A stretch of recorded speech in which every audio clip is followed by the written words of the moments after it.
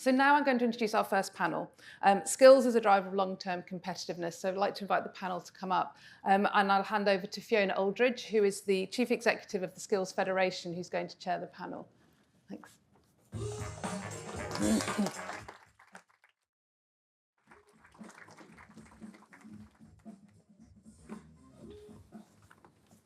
Thank you, Claire. It's great to be here. My name is Fiona Aldridge. I'm Chief Exec of the Skills Federation. The Skills Federation is a membership organisation of employer-led sector skills bodies across the economy, of which financial services is one of those. And it's a great opportunity for me to find out more about your sector, but also to look at the commonalities and the things that actually we can learn from one another. And that's been a great learning of my first 6 months in this job. Prior to that, I was at West Midlands Combined Authority and had to do exactly the same thing for places. So it's been a real challenge and a real opportunity to think about how skills needs are different in different companies, in different parts of the economy, in different places, but indeed how lots of the challenges and opportunities are similar too. I'm delighted to be chairing this session. We're looking at skills as a driver of long-term competitiveness, and I have a fabulous panel with me. They are Ben, Garth, Mandy and David. I won't do their biogs now, but as they make their first contribution, I will ask them to say a little bit about where they've come from. I have a few questions for them, but we'd really like some questions from the floor as well. So please do put those questions on the app and we will take those as they come through. But Ben, could I first start with you? I was reflecting on what Sandra has said and what we've heard so far. I think for me, I've really welcomed the growing recognition of skills that we start to hear from government. We've seen skills increasingly being talked about by the Prime Minister as critical to their growth mission. And obviously, government has a role in setting a national framework, but employers have a lot too. I really like Sandra's point about don't just wait around for government to come up with the right answer. We've got to develop this ourselves. Reflecting on what we've heard so far, what do you think we need to do to ensure that the UK has got the skilled population that we need in this sector, and perhaps for you as an employer? Great question. So great to be here. So I'm Ben Auty from Lloyds Banking Group. I thought it was a fantastic opener by Anne as well. The one bit I did disagree with was that financial services people don't feel cool. I feel cool every day at Lloyds Banking Group. So there we go. So great question. So look, I'll start to sort of in answering the question by just grounding it a little bit in some stats. So this is not me trying to do a top trumps with Claire in terms of stats, but so by 2030, 39% of the workplace and workforce skills will have either been outdated or transformed. So that's 5 years hence. So half-life of skills now is about 5 years, and that's even less for tech companies. And we know that out to 2035, we've got about 260,000 highly skilled financial services workers who are going to be retiring. So all of those are really compelling reasons, as you say, that we can't rest on our laurels and watch the problem, either wait for government to sort of define what the answer should be, nor can we sort of ignore that. Now, the good news, I think, is that we're all in the room today, and the fantastic work that the FSSC does is testament to what we are doing to think about this conundrum that we have. And this is something that we think really deeply about at Lloyds Banking Group and have been doing for a number of years through our skills-based organisation strategy. And what I would say is there's sort of three things that I always try to sort of codify how we think about skills and how we think about how that's changing. The first is to care deeply about it and to understand it. And we've spent a great deal of time at Lloyds thinking about our skills taxonomy. So we've taken the 700 different roles that exist across our company.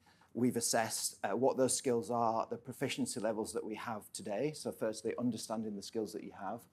The second thing then is to start to form a perspective on how that's going to change over time. So start to think about what do those future trends look like. And so through our strategic workforce planning activity, we've then got a perspective on what we are going to need for the future and how that will change. And that brings us to the third thing, which is then how do we think about the interventions that we're going to need to put in place to make that jump from where we are today to where we're going to be in the future. And that can be a range of interventions from reskilling, upskilling, thinking about talent acquisition, etc. But to your question, this is not something that we can sort of sit and wait for the answer. This is something that we need to define for ourselves and for our sector.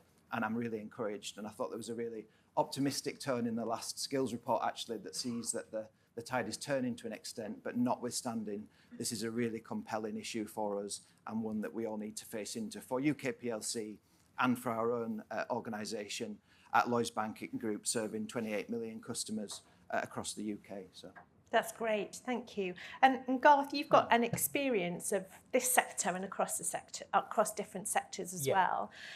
How important is it that the sector steps up and kind of leads its own understanding of the skills issues and, importantly, how we resolve them too? Yeah, I think it's very important, really being ahead of the curve. And I think that starts with understanding your customers, looking at the existing requirements, their needs, but also moving into potential wants.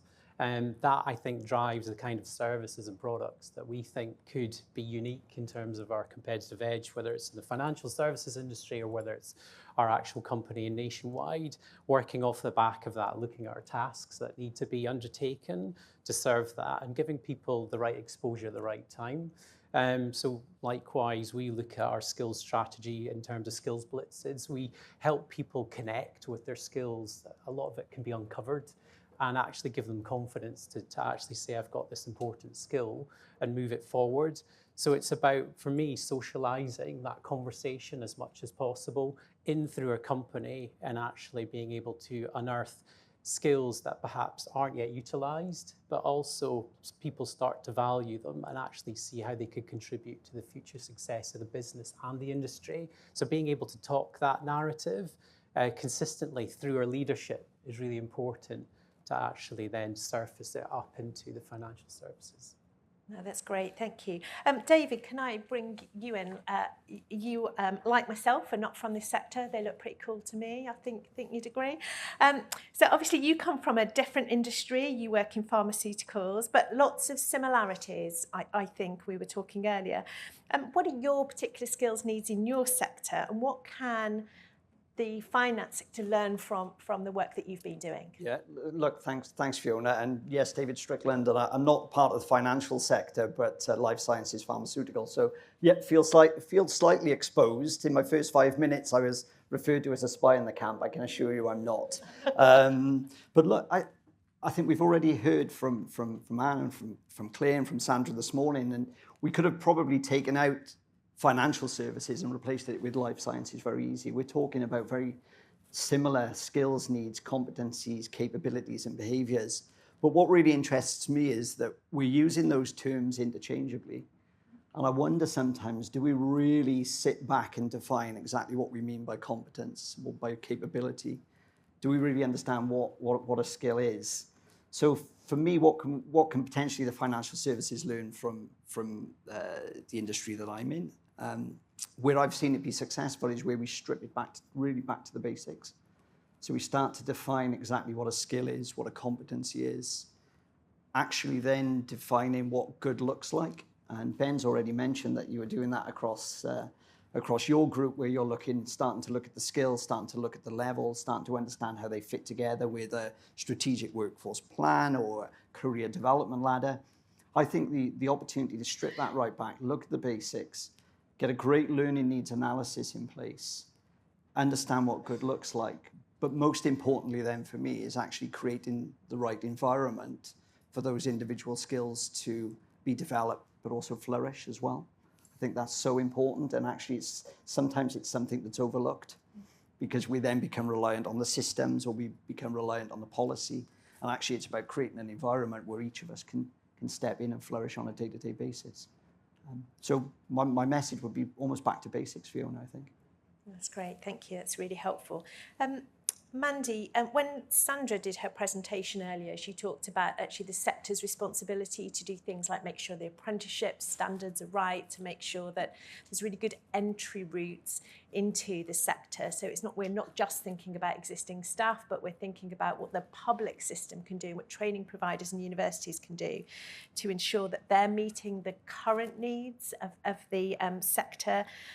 How can the education system better align with those evolving needs of the industry, and how do they have to work together in order to be able to get that right?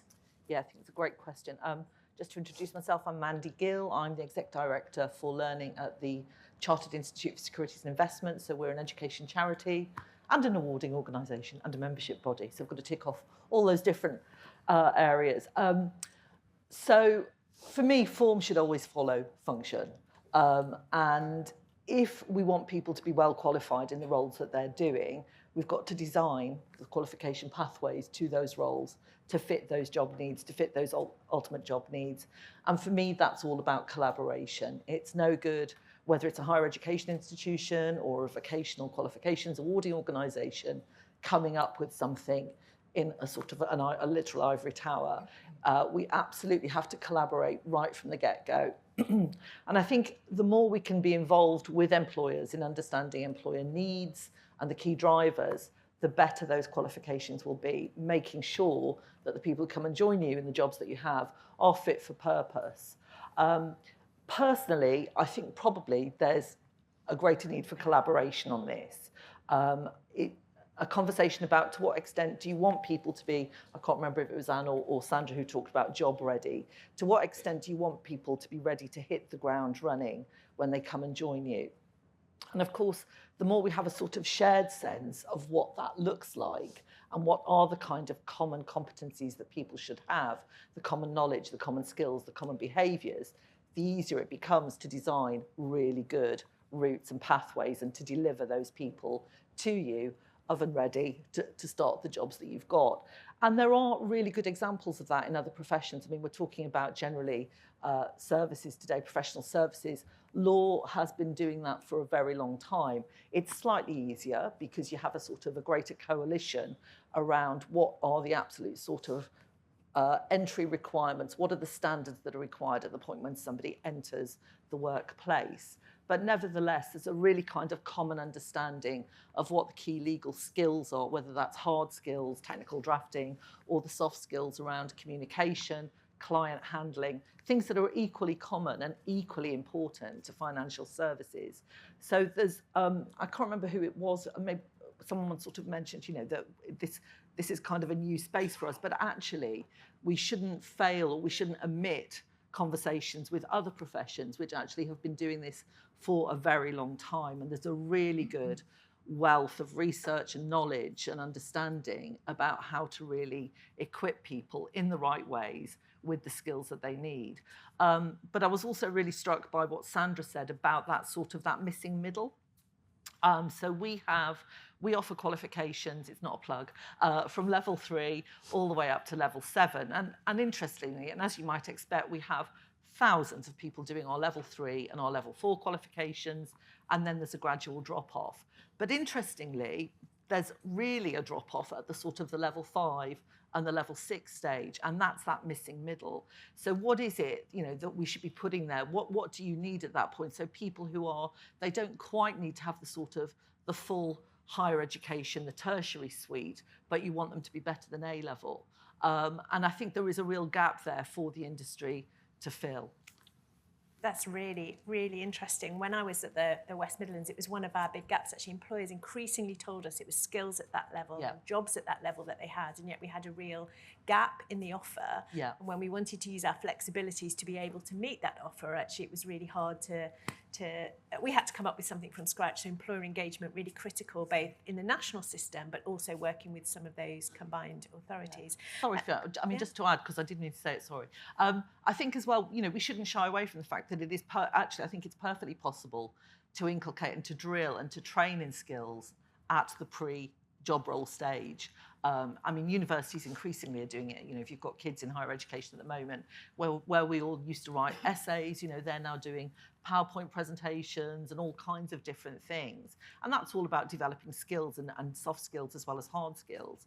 But again, other professions will have specific ways to train in communication, in interviewing, So we shouldn't shy away from that, and let's have the conversations. That's a really important point. David, can I come back to you on that? Absolutely. Again, really interested in learning from your sector. Have you got an example you could share about how you partner with education institutions to make sure that you've got the right offer that meets your industry needs? Yeah, absolutely. But what I should probably start with is what I've found when we've partnered with education establishments, particularly at a school level or early entry college, is that a lot of individuals are not fully aware of the opportunities that are in front of them, particularly within the life sciences, or they'll attribute industry to heavy industry and have a very skewed view of the world. So I think even in terms of starting to develop some of those skills and capabilities in the early phases, there's not an acute awareness of how they're going to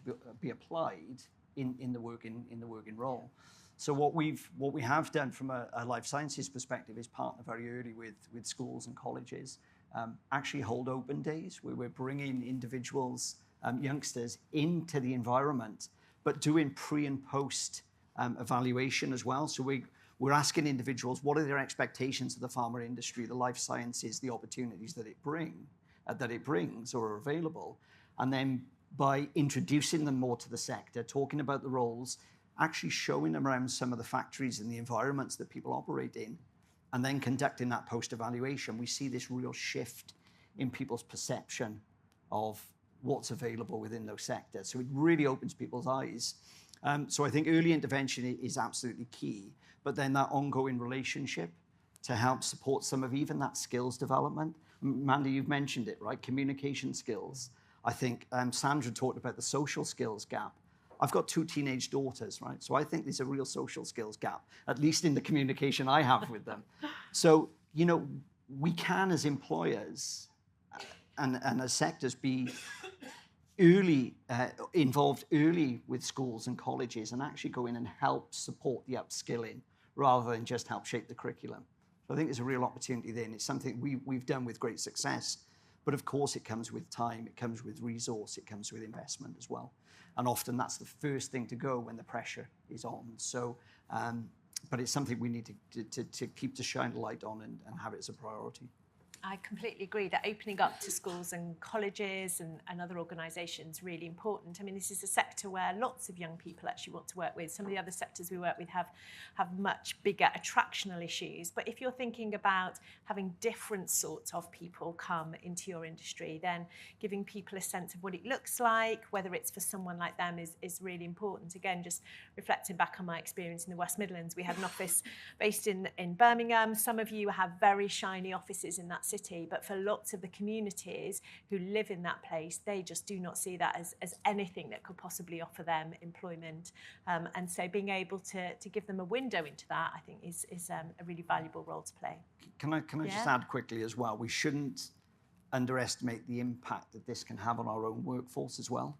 That engagement with schools and colleges at a lower level and supporting the youth of today coming through and building those skills actually has a massive impact on employee engagement. It can also help us refine our own skills. For any of you who've been in front of a college or a classroom or university in recent times, right, it can be challenging as well. So I think it's a win-win, Fiona. Definitely. So we've chosen you to be on the panel because you've got lots of expertise, you've got lots of insight. One of the questions, and I'll ask all of you or any of you who want to answer it, what are some of the innovative and creative solutions that you have either seen in your own business or seen in businesses that you work with that will help close the skills gap in this sector? Who wants to kick off? Shall I go first? Yeah, so and this was again referenced in the last skills report. One of the things that I'm seeing is how do we create more space for colleagues in Lloyds Banking Group to learn? So we are sort of saying, look, learning as a direct corollary, obviously, with your skills and how you sort of enhance those skills. But all of us are time poor in our roles, and that's cited as the biggest barrier to learning is that I don't have sufficient time to learn. So we've done 2 things at Lloyds. The first is we have obviously as a regulated entity, we've really stared at the mandatory training requirements that we have for our colleagues.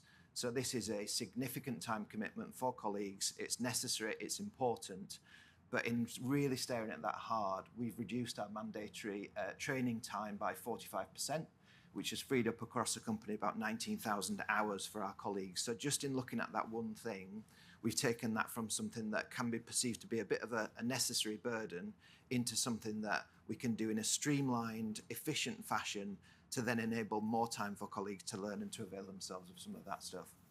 The second thing that we've done is also to really signpost to our colleagues the importance of learning.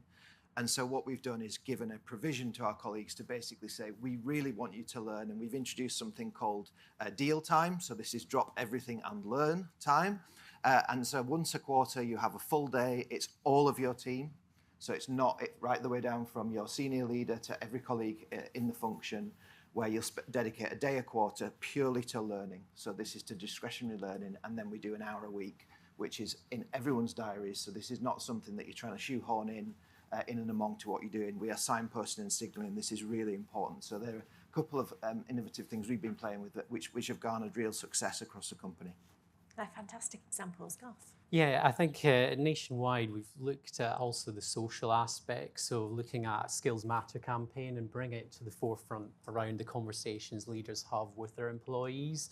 That includes different pathways available, so we tap into the Alan Turing Institute, and those pathways are named professional, worker and leader to give people just that instant access and a start on the way in terms of their journey, as well as toolkits.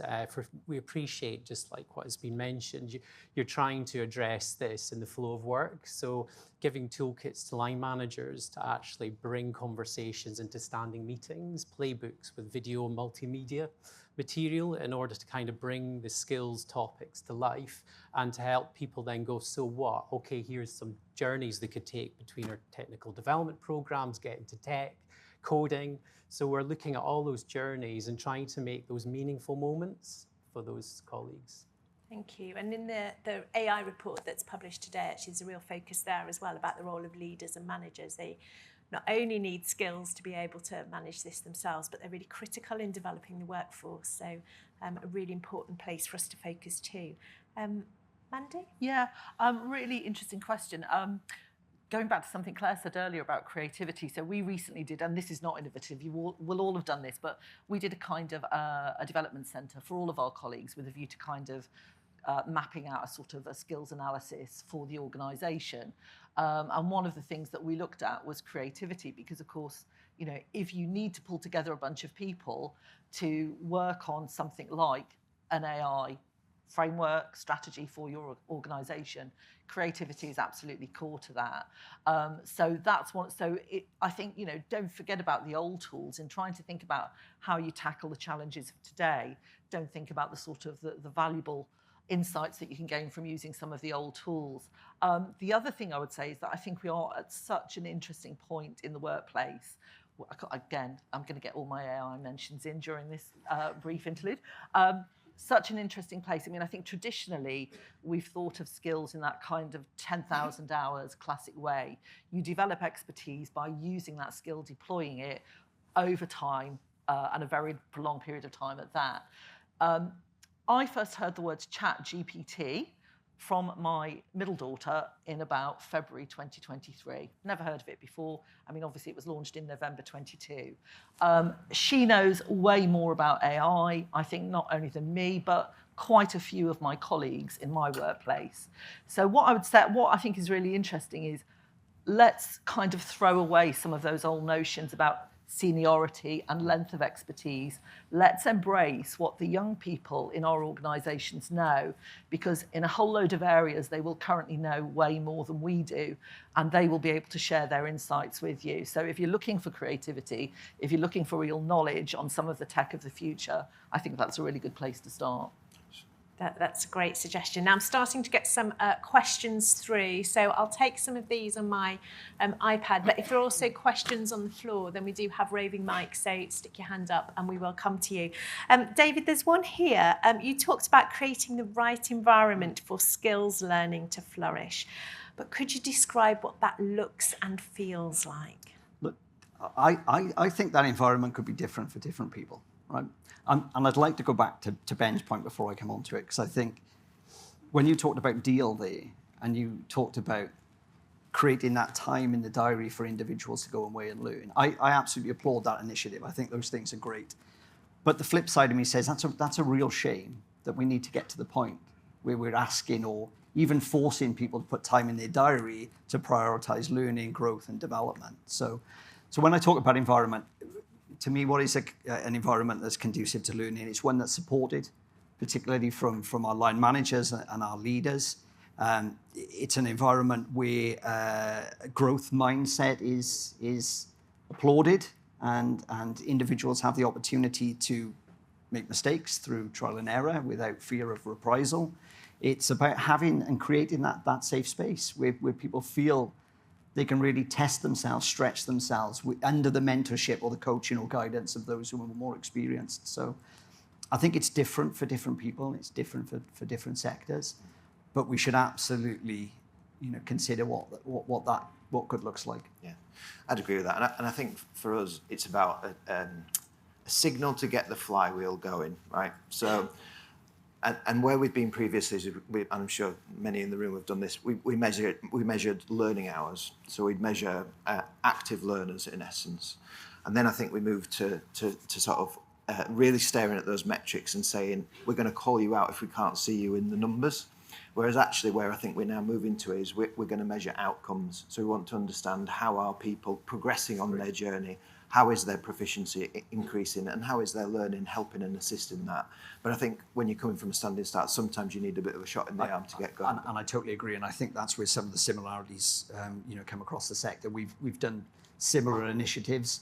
I've given up telling myself I've not got time to go to the gym, for example. I just know I'm not making time, and I feel it's the same for learning in the workplace as well. We're not making time for learning. So as I say, I applaud you for doing that initiative, and wish you the best of luck as well. Thank you. I've got a really interesting question here from Sophie that I want to ask all of you about, and it's about, I suppose, fairness and equal access to training. One of the things, if you look at the overall data about employer investment in training, not only is it going down, but we've still got some really persistent patterns of inequality. So if you come into the workplace with a degree, you're 3 times as likely to get training by your employer than if you don't. And one of the things that we have to do is tackle those inequalities so there's opportunity for everybody. So Sophie's question is, how are you ensuring skills development is deployed fairly to ensure employers from all socioeconomic backgrounds are upskilled and reskilled? Does anyone want to pick that up? I think one of the places we start is empathy mapping. So we go into all parts of the business because it's not all equal in terms of the back office of a different type of workday compared to the front office in our branches. And they have certain demands. And looking at that, we're able to kind of work with those individuals to test and create the right learning propositions. So it gives people more equal access. So respecting from where they are and understanding the challenges that they face, I think is really important for us. Yeah. I think the only thing I'd add to that is that, as in life, so in learning, and that's personalisation is so key, and this is something that we are really focusing on. So we want our learning experience and our skills sort of enhancement to be really personal to where you're at. So it understands the role that you're doing, it understands your current proficiency levels, it understands skills proximity with other things that you may want to do, and it services you with a learning experiences that's unique to you, rather than forcing everyone down an avenue that may or may not be the right one for them. Thank you. We've got some great questions coming through, and we'll take one more here, and then the lady there, I'll give time for the roving mic to get there. The question, a short one from Simon: how do you measure the impact of learning? Now, it's really important, isn't it? Because if you're going to invest in it as a business, you want to know that it pays off. One of the challenges in the publicly funded system is we've seen a massive cut in public funding for education, and part of the challenge is really hard to demonstrate the impact. So how do you do that within your businesses? Great question, and probably one of the most awkward questions. Right? So thank you. Was it Simon? Thank you, Simon. Yeah, look, we know that that's a real challenge. I think it's probably the same across each sector. One of the things that we do is naturally start with the end in mind. So what do we expect to see as a result of that investment, that learning, that change in behaviour? What is the impact? So sometimes for me, it's about flipping it from return on investment to return on expectation as well. So I think that positions it in a different way. What are we anticipating seeing differently as an organisation by making this investment or upskilling these individuals in particular areas. So I think sometimes that helps, but naturally we know we need to go back to the return on investment as well on the bottom line. So, but it's a challenge. Yeah. I find it a challenge. Yeah, I mean, ditto. I think it's a really good question and a really difficult question. I think try and be as strategic as possible in a way in the planning, the learning planning that you're doing, and link it. I mean, we are trying to link our targeted areas of learning and development for colleagues directly back to our corporate objectives and our strategic plan for the coming 3 years, so that we then target and really hone in on the areas where we observe a gap and a need for real sort of training and development, but then we'll measure it back through achievement of the corporate objective. So that's one way we're doing it. But I mean, there are other kind of classic ways through sort of performance review and also kind of career development and all that sort of stuff.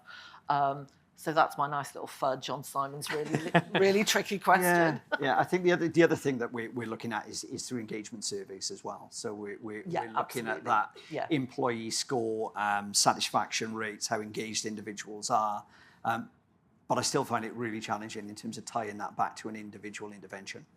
Yeah, I think also to that, also looking at pilots, intact groups, particularly going through certain circumstances. So we have certain programs like At Our Best, where we focus on our call center and we look at particular requirements placed on them and metrics. And as we take a deliberate intervention or put it in place with them, we're starting to see things like call handling times go down. So, starting small sometimes in pockets of the business to show that business case can actually also help. Yeah, that's great. Anything to add, Ben? No, I'm sort of sat here having a slightly counter view because I think that this for me falls into the no regrets bucket, right? And I think you can really sweat to define what the metrics are and evidence that it's the right thing to do. But actually, if you've got the belief at your most senior levels that this is, given the skills gaps that we've got and given sort of where we are heading, this has to be something that we invest in. I'm not going to sit here and say that we don't try and I'm not, ask that question. But I think of all the budgetary decisions that we make, this is the one that comes under some of the least scrutiny, I would say, because it's just the right thing to do, and there's that belief. So I think sometimes you can have a bit of pseudoscience about the return on it, and I think this is one where you've just got to believe in it. Thank you. So we have a question from the floor. Is there anybody else? Well, we have the microphone. Can you hear me? Yes. A question from another Sophie. This is probably to Ben and Garth. There's been a lot of discussion around, graduates, higher education, apprenticeships. I think we could all agree that's quite a high barrier to entry, and it fulfills the sort of the entry level roles within the sector. And then you talked a little bit about the ageing workforce and people retiring in the next 5 years. So there's a real gap we find in the mid-level career entry candidates. How do you look at sort of skills-based hiring and reducing and lowering those barriers to entry from a CV perspective? Because not having those qualifications but having the right skills, how do we look at whether that's internal hiring or external hiring, looking at the skills-based recruitment and how do we change the concept, the perception around that? Thank you. Great question. Yeah, we have started to look at that, in particularly those barriers that could be presented, those perhaps people that aren't the finished article or have the degree levels. We've got entry points in terms of our technical development programs that allow people to kind of work through some of the gaps that they have in order to better prepare. And within that, we have formal learning, but also working actively in projects to build important networks that serve them going forward after the program, because I think that's just as important. We also have skills development programs, which also touch on soft skills in order to help better prepare people. So we're always looking at those barriers and how to manage them and give people that level playing field. Yeah, I think the only thing I'd add is I think technology can really help here. So we're similarly on that journey in terms of skills-based recruitment, both externally and internally. And I think that we've seen some successes with using AI to sort of unpick some of the traditional ways of looking at a CV. And I think that'll build over time. That's great, thank you. You mentioned soft skills, Yeah. and I've got a question here that's come through the app. It also made me reflect, in the AI report today, it talks about having skills of empathy and how important those human skills are as we see a rise in AI. But how do we develop those skills, and how do we elevate the need and the focus on upskilling in that area? I think we kind of start with trying to put ourselves in other people's shoes. So we run programs and exercises to put ourselves constantly in our customers' shoes. And our customers could be prospective employees. It could be actually the end customer. But starting with that, is one of our important strategic drivers. But also the use of AI. You can program AI to actually acquire personas. So actually, when you're testing a product, you can prompt it and put instructions in to say act or behave like this. So we are using hackathons to kind of encourage people to think about using technology to get different perspectives so that they can take the time to then use it when they're building and delivering products and services. Anybody else want to add on that one? Yes, Mandy? Yes, I was just going to add to that. I mean, I think in terms, sort of going back to other professions, I mean, people probably know the doctors faced this challenge absolutely years ago with people's bedside manner. So doctors were coming in with great technical skills, they could take bloods, they could diagnose, but they could not relate to people. And that led to the development of a whole different way of testing junior doctors, testing students through objective structured clinical examinations, which are really good ways of judging whether or not somebody has the human skills to give a diagnosis to someone who's sitting in front of them in a very, very vulnerable situation. So that there is lots of kind of stuff out there about ways in which you can sort of develop people. I mean, empathy is a tricky one, isn't it? Because probably quite a lot of people in this room have innate empathy, but we won't all have innate empathy. So it's one of those things that you can definitely develop to a reasonable standard. But some people are always going to be just naturally, I think, better than others at it. But you can develop it to a reasonable standard. But it's one of those things that you've got to invest in, you've got to train, you've got to work with the individuals who are doing it. I was also going to link this to another point, and I've forgotten how I was going to link it, but just going back to the sort of the value of the financial services industry, the size of the industry, but also the fact that we've got an ageing population. Financial services and good advice around financial services is only going to matter more.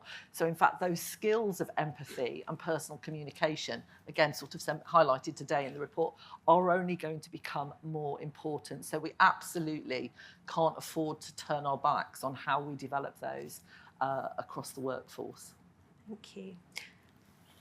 Yeah, and just to build on your point there, Mandy, in terms of if we're talking about skills like empathy, conflict management, we know some of these skills are actually, they're quite challenging to build, particularly to a proficient level. Yeah.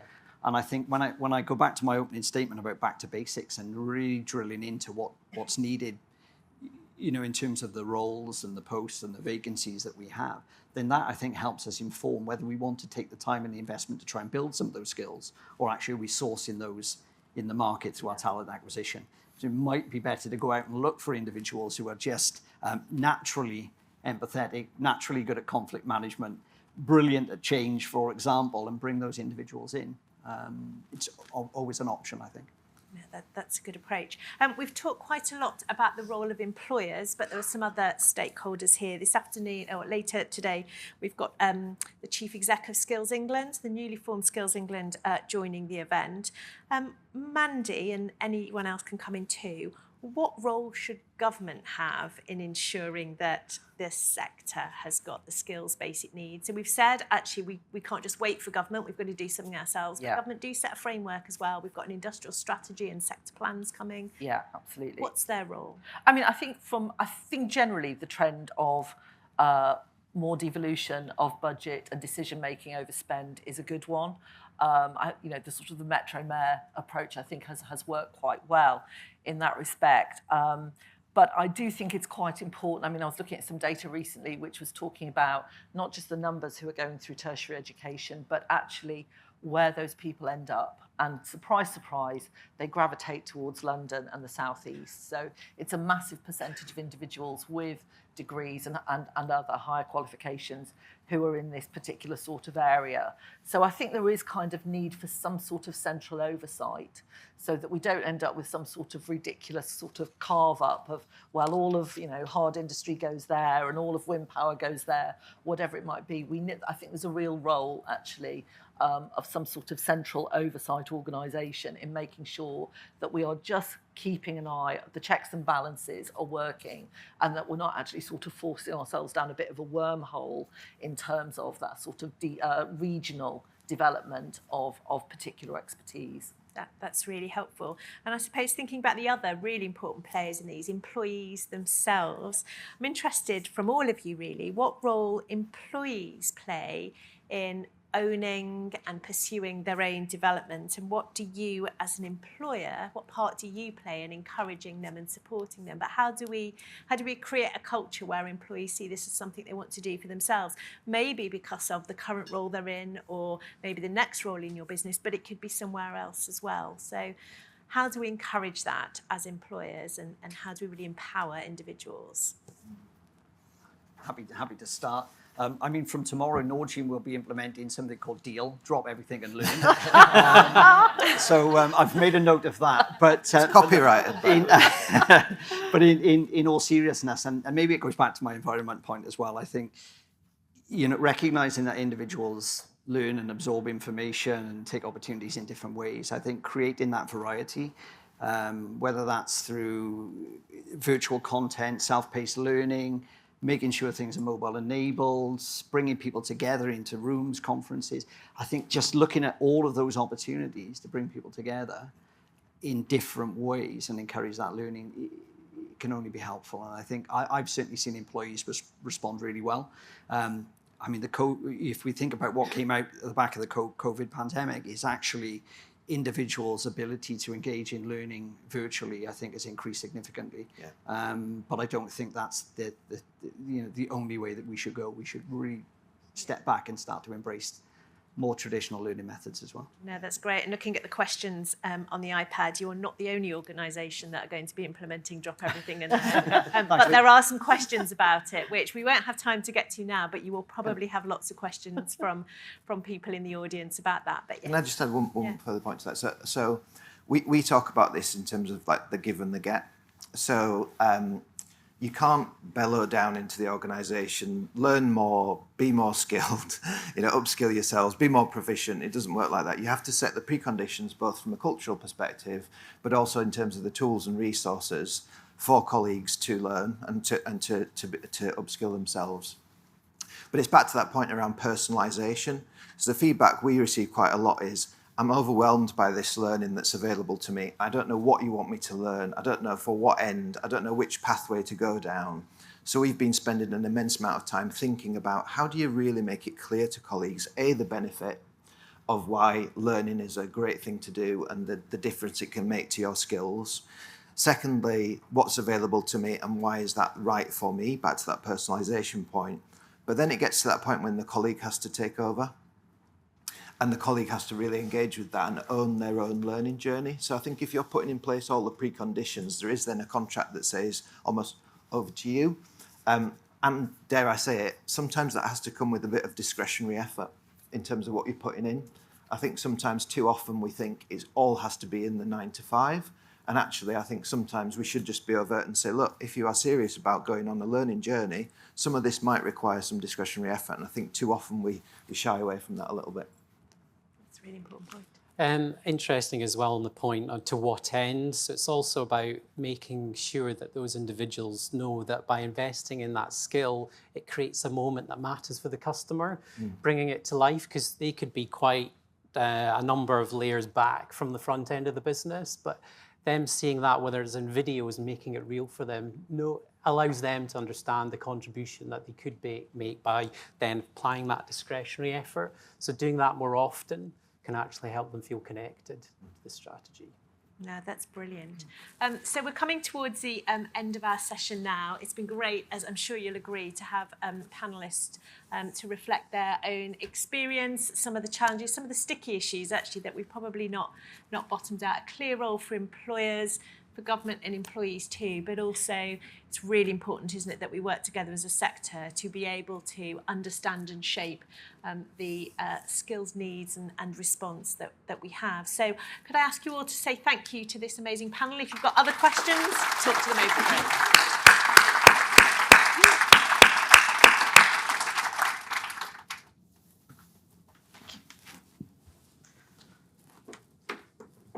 Thank you very much, Fiona, Ben, Mandy, Garth and David. I have a feeling that by the end of the day, Ben will have trademarked deal. It seems to be a lot of interest in that. But really great to hear about the personalisation. It's not always about more, it's about the journey, being specific about what the gap is and where that needs to be filled. And do keep the difficult questions coming. Measuring the impact of learning. Very, very difficult. I know Katerina, our research and policy manager, has been working on this for several years with our members. It's not something we've cracked, but we are starting to look at the business impact of skills-based approach as well, and that's work we're doing this year.